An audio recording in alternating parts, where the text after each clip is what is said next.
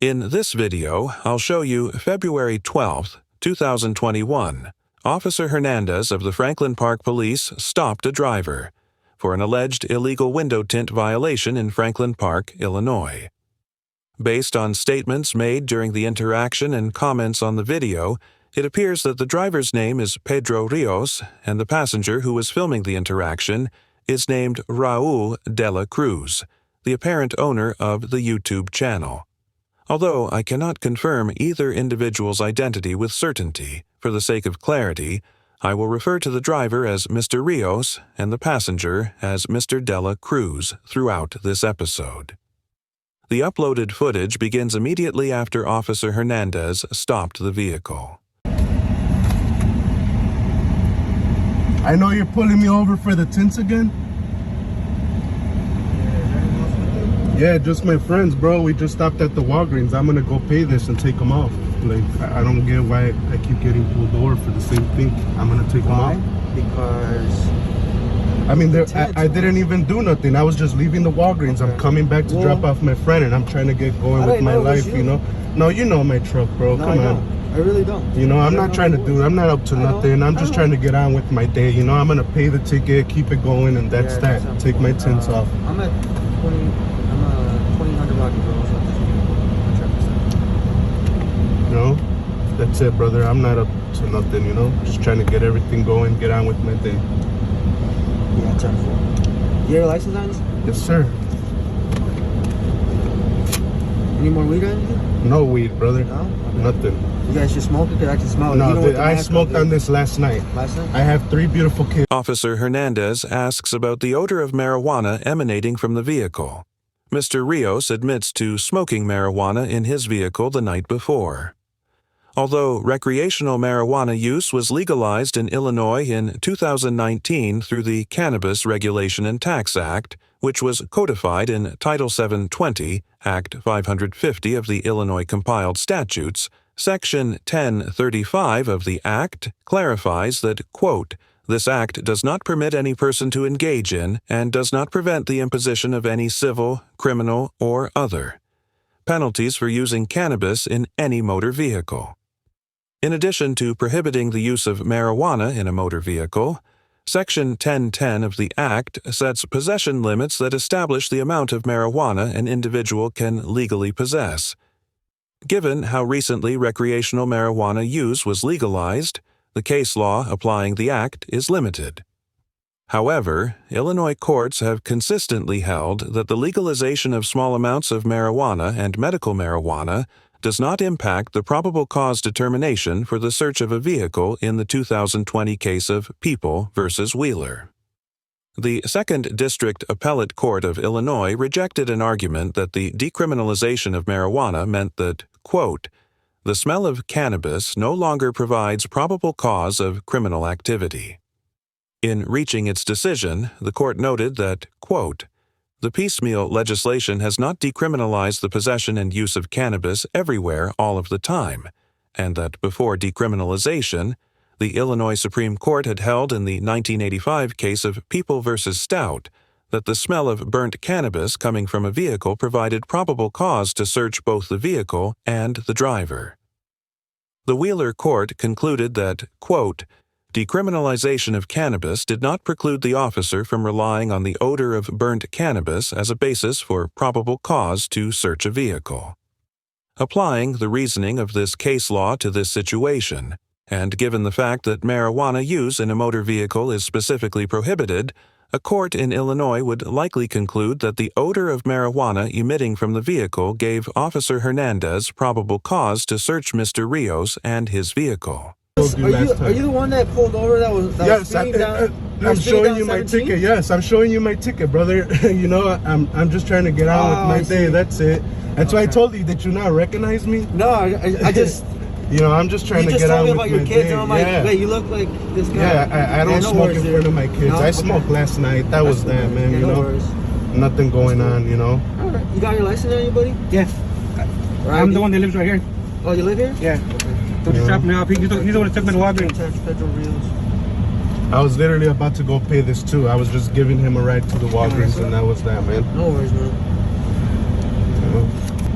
I mean, I know you looked at me too, like. Well, I looked at the car and I know, I but can't see inside the car. I had my window. Yeah, down. the window down. I had my window cracked. You see me? It's Come cracked, on, but I still can't see inside the car, man. You know what I'm saying? Like, that's not cool. Can I see man. inside the car?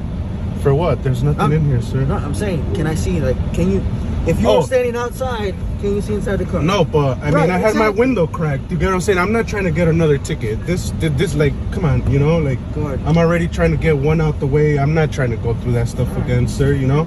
Mr. Rios reminds Officer Hernandez that he has already given him a ticket for the window tint and informs him that he was on the way to remove the tint when he was stopped again. While the law usually does not prohibit ticketing someone twice for the same violation, if the issue with the vehicle has not been corrected, police officers and courts typically grant some leeway in allowing individuals a reasonable amount of time to fix the issue. However, in some states, such as California, officers will issue fix-it tickets for correctable violations such as illegal window tints, equipment issues, driver's .license or insurance violations, and expired registrations. When a fix-it ticket is issued, the officer will provide the driver with a deadline to correct the violation, and if they do so before the deadline on the citation, the court will dismiss their case. In California, for an individual to prove that they have remedied the issue, they must have an authorized individual such as a police officer, a DMV employee, or a court clerk sign a certificate of correction and provide a copy of the signed document to the court. While it does not appear that Illinois issues formal fix-it tickets, judges will often discretionarily dismiss traffic cases for correctable violations when the defendant can offer proof that they have fixed the problem. In some situations, it may be possible for individuals to pursue civil court actions against police officers that wrongly ticket them by suing them for malicious prosecution. However, courts generally do not favor malicious prosecution cases, and it is very challenging for an individual to successfully sue an officer under this cause of action. As the Illinois Supreme Court explained in the 2019 case of Beeman v. Friesmeier, quote, "To state a cause of action for the tort of malicious prosecution, the plaintiff must prove 5 elements: the commencement or continuance of an original criminal or civil judicial proceeding by the defendant, the termination of the proceeding in favor of the plaintiff, the absence of probable cause for such proceeding, the presence of malice and damages resulting to the plaintiff." The Beeman Court also concluded that, quote, "Police officers may be subject to liability for malicious prosecution if they initiate a criminal proceeding by presentation of false statements or by withholding exculpatory information.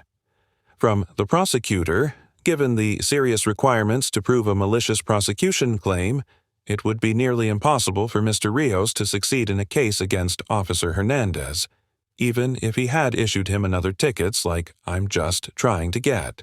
Out the way, take them off. You know, you see me, I see you. You literally just busted it. Yeah. We made eye contact. I started recording you. Right when you pulled in. The car in. See you Sir, come on, man. I'm not trying. That's cool. It's cool. I got it on camera. I want to pay my ticket, take these tints off, and that's it. Go on with my thing. I'm not for what, sir? I'm not doing nothing wrong. For what, sir? For what? There's nothing wrong.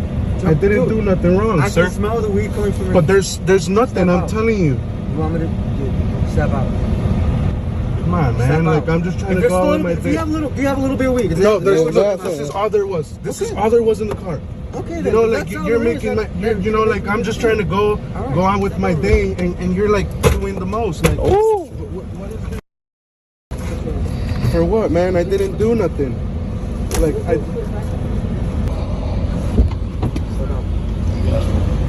For what? I'm not gonna identify myself. I haven't done nothing wrong. You pulled him over. I know. Step out. You pulled him over, boss. Okay, but I had to search the car, so step out. Put your hands up here. No, don't touch me. Don't touch me. Don't touch me, boss. Don't touch me. I haven't done anything wrong. Okay, I have not done anything wrong. Don't touch me. Don't touch me. Jesus. It's cool, bro. Just file a complaint after the harassment. You know? Like, he literally seen me. We made eye contact. You can't make eye contact with me. It's cool. A video speaks 1,000 words, papas. We're good. You know, like, he literally made a left, busted it, and got right behind me.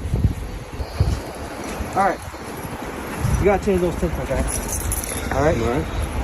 You're saying? Yeah, I get that, Alright. but that's not. We can hop back in the car? You know, like, I've been honest Good? with you. You know, we've Good? been sincere. Good? and Excuse everything. me? Excuse me?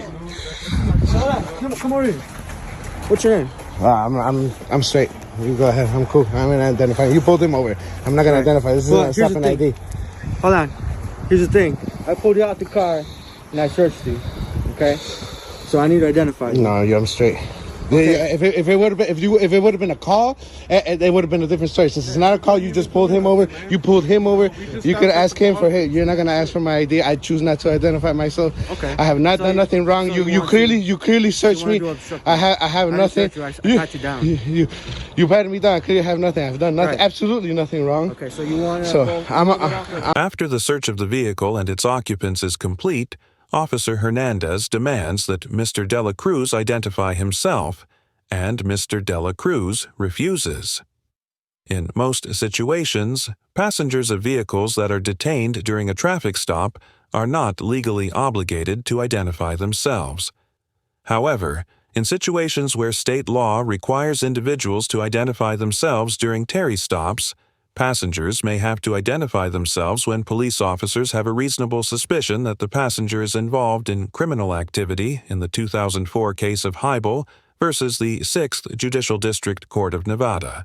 The U.S. Supreme Court upheld a conviction for obstructing an officer against a passenger who refused to identify themselves when a police officer had reasonable suspicion he was involved in criminal activity, holding that, quote, "The principles of Terry permit a state to require a suspect to disclose his name in the course of a Terry stop. A state law requiring a suspect to disclose his name in the course of a valid Terry stop is consistent with Fourth Amendment prohibitions against unreasonable searches and seizures. However, even applying the Heibel standard, court would likely conclude that Mr. De La Cruz did not have to identify himself in this situation. Section 1. 07-14 of Title 7-2, 5 Act 5 of the Illinois Compiled Statute states the quote, "A peace officer, after having identified himself as a peace officer, may stop any person in a public place for a reasonable period of time when the officer reasonably infers from the circumstances that the person is committing, is about to commit, or has committed an offense, and may demand the name and address of the person and an explanation of his actions." Although this statute is similar to the Nevada statute in Heibel in allowing officers to demand a suspect's name during a Terry stop. In the 2011 case of People v. Fernandez, the 2nd District Appellate Court of Illinois held that an individual, quote, could not be convicted of obstruction for merely refusing to identify himself and refusing to provide identification. In reaching this conclusion, the court compared the Illinois statute, which does not specifically require a suspect to identify himself, to the Nevada statute, which states that a lawfully detained individual, quote, shall identify himself. Even if Illinois required suspects to disclose their names, a court could easily conclude that Mr. De La Cruz was not the subject of a Terry stop at the time Officer Hernandez demanded that he identify himself. For example, in the 2019 case of United States v. Landeros, the 9th Circuit Court of Appeals held that a law enforcement officer may not extend a lawful traffic stop because a passenger refuses to identify himself, absent reasonable suspicion that the individual has committed a criminal offense. The court held that because the officers had no reasonable suspicion, that the passenger had committed an offense at the time they demanded his identification, they could not lawfully order him to identify himself. In this situation, because Officer Hernandez did not demand that Mr. De La Cruz identify himself until after the search of the vehicle and its occupants had been completed, with no marijuana being found, there is a strong argument that Officer Hernandez did not have reasonable suspicion that Mr. De La Cruz was involved in criminal activity. Do you want to go down I for got you. obstruction? If you wanna want, go down for obstruction? if you want a lawsuit, you could take it there. I've been recording you from the go. That's fine. Go back From the I'll go. be right Yeah, back. I've been peaceful. You just want me to identify myself for Mr. Dela Cruz for obstruction and remained relatively rude and hostile throughout the encounter. There is a common sense argument to be made in favor of officers having the power to search a vehicle based on the smell of drugs. No one wants intoxicated drivers on the roads, but given the rapidly evolving legality of certain substances, it has been difficult for the complexities of the law surrounding the topic to catch up until then. There will likely be many misunderstandings regarding probable cause and the smell of marijuana in legalized states on the part of both officers and citizens. Once Officer Hernandez searched the vehicle, he had no reason to believe that Mr. Dela Cruz was involved in criminal activity, but that did not stop him from threatening to arrest Mr. Dela Cruz for obstruction. No effort was made to de-escalate until the other officers on the scene intervened, and Officer Hernandez opted to control the situation by threat of force rather than attempting to find a peaceful resolution. No one was arrested, but Officer Hernandez certainly displayed questionable conduct and an unprofessional attitude. Mr. Rios and Mr. Dela Cruz collectively get an A because although Mr. Rios could have invoked his right to silence more tactfully, they both remained calm and collected throughout the encounter, and they handled themselves well under pressure. Mr. Rios appeared to claim that Officer Hernandez had previously ticketed him for the same violation, and he made a concerted effort to assure the officer that he intended to have the tint removed, offering a legitimate explanation to Andot, "Officer is not always detrimental to your interaction." However, Mr. Rios's admission to smoking in his vehicle was unnecessary and damaging in court. Mr. Dela Cruz did a great job of maintaining a balance between complying with the lawful orders of the officers and preserving his constitutional rights. Mr. Dela Cruz followed every order that he was required to obey and only challenged the officers when they attempted to exercise questionable conduct. Thank you very much for watching the video. Subscribe our channel for next video.